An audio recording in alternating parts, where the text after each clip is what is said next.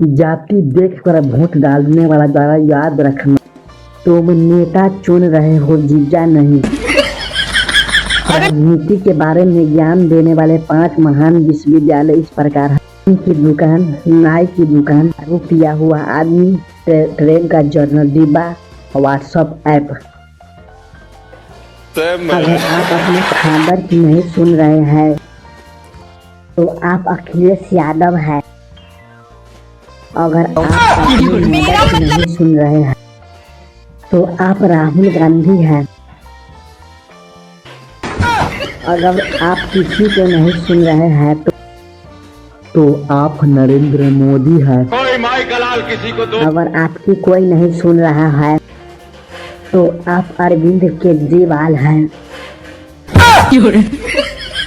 अब यह अफवाह कौन फैला रहा है?